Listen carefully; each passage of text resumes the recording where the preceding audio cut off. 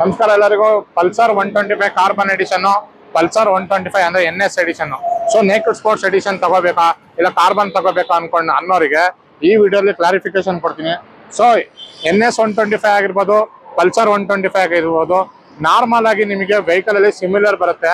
ಅಂದ್ರೆ NS means naked sports version. So ಸಿಟಿಲಿ ಸ್ವಲ್ಪ ಸ್ಟೈಲ್ ಮಾಡಬೇಕು, ಸ್ವಲ್ಪ ಸ್ಪೋರ್ಟಿಯಾಗಿ ಲುಕ್ ಬೇಕು, ಸ್ಟೈಲಿಶ್ ಲುಕ್ ಬೇಕು, ಸ್ಪಿಟ್ ಸೀಟ್ ಬೇಕು ಅನ್ನೋರಿಗೆ ಈ ಬೈಕ್ ತಗೊಳ್ಳಿ. ಸ್ವಲ್ಪ ಅಂದ್ರೆ ಇದರಲ್ಲಿ ಕಂಫರ್ಟೇಬಲ್ ಸ್ವಲ್ಪ ಚೆನ್ನಾಗಿರುತ್ತೆ. ಇದರಲ್ಲಿ ಮೋನೋಶಾಕ್ ಸಸ್ಪೆನ್ಷನ್ ಬರುತ್ತೆ, ಇದರಲ್ಲಿ ನಿಮಗೆ ಗ್ಯಾಸ್ ಸಸ್ಪೆನ್ಷನ್ ಬರುತ್ತೆ, ಡ್ಯೂಯಲ್ ಶಾಕ್ ಅಬ್ಸಾರ್ಬರ್ ಬರುತ್ತೆ. ಸೊ ಬೈಕಲ್ಲಿ ನಿಮಗೆ ವೆಯ್ಟ್ ಬಗ್ಗೆ ಹೇಳ್ತೀನಿ ಅಂದ್ರೆ, ಸೊ ನಾರ್ಮಲ್ ಆಗಿ ಇದರಲ್ಲಿ ನಿಮಗೆ 144 ಕಿಲೋ ಬರುತ್ತೆ. ಅದರಲ್ಲೂ ಅಷ್ಟೇ NS 125 144 ಕಿಲೋ ಬರುತ್ತೆ.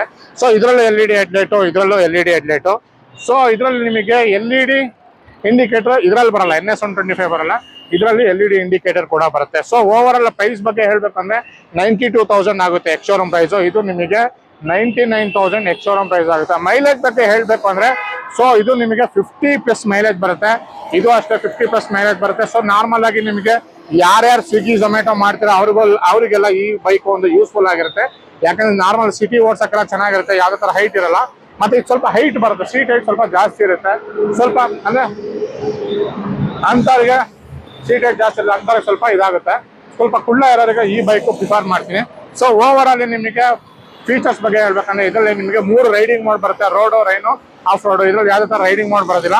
ಇದರಲ್ಲಿ ಬರೀ ಬ್ಲೂಟೂತ್ ಕನೆಕ್ಟಿವಿಟಿ ಬರುತ್ತೆ. ಇದರಲ್ಲಿ Bluetooth connectivity, riding mode, turn by turn navigation, call notification ಕೂಡ ಬರುತ್ತೆ.